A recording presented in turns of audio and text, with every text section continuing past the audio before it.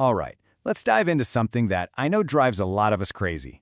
We're talking about those dreaded coatings defects, sagging, dripping, and running. The stuff that can take a beautiful project and just ruin it. I mean, we've all been there, right? You put in all the hard work, the prep, the careful application, you walk away feeling good, and then you come back to see gravity has just completely wrecked your finish. It is so frustrating. But here's the thing, it's almost always preventable. Okay, so to really get this, you have to think of every vertical coating job as a battle. It's a constant tug-of-war. In one corner, you've got gravity, always pulling, always trying to drag that coating down. And in the other corner, you have the coating's own internal strength, its will to hang on. Understanding this fight is the absolute first step to winning it. So how in the world does a coating fight back against something as powerful as gravity? Well, its secret weapon has a name, and that name is viscosity. This is the key to everything. The easiest way to think about viscosity, just picture pouring a glass of water versus pouring honey. See how the honey is slow, thick, and resists flowing? That resistance, that's viscosity. In a painter coating, it's that engineered thickness that gives it the muscle to hang onto a wall instead of just sheeting off. It is literally its primary defense. And here's what's so important to understand. A coating's ability to resist sagging is pretty much decided before you even crack open the can. It all comes down to its formulation, to what's happening on a chemical level inside that can. A great coating is a really complex recipe. You've got your binders and solids that give it body, you've got a solvent package that's designed to evaporate at just the right speed, and then you have these amazing little things called additives, thickeners and rheology modifiers whose entire job is to precisely control how that coating behaves and flows. This quote just nails it, doesn't it? Your success really starts with choosing the right material from the get-go.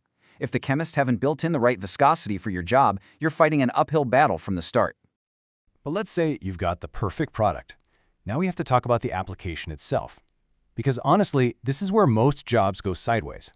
This is where you, the applicator, have the most control, for good or for bad. Listen, if you only remember one thing from our chat today, please let it be this. The number one, single biggest cause of sagging, dripping, and running is just putting too much paint on the surface. That's it. It's really that simple. To put a number on it, a lot of spec sheets will give you a target for what's called wet film thickness, or WFT. A common target might be something like 63 micrometers. We are talking incredibly thin. The moment you go over that, you're piling on weight that the coating was never designed to hold up.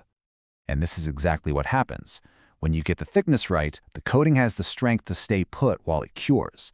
But when you lay it on too thick, the sheer weight just overpowers its internal viscosity. Gravity wins that battle, and you get those ugly drips and sags.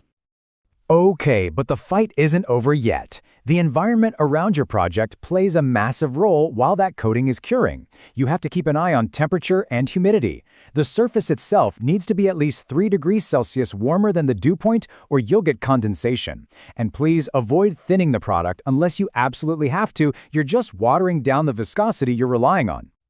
Here's a really simple way to think about it. Heat thins things out.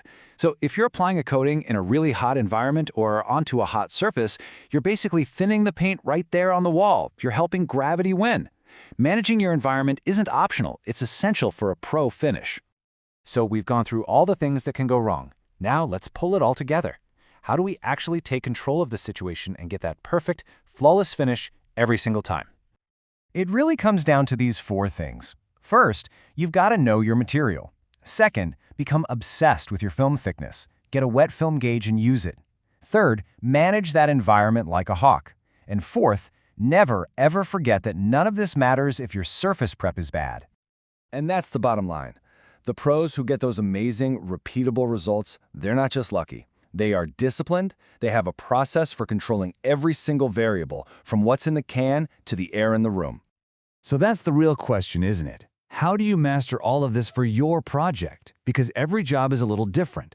The perfect film thickness for one coating could be a disaster for another. The right temperature for steel might be wrong for concrete. The principles are the same, but the application is always unique.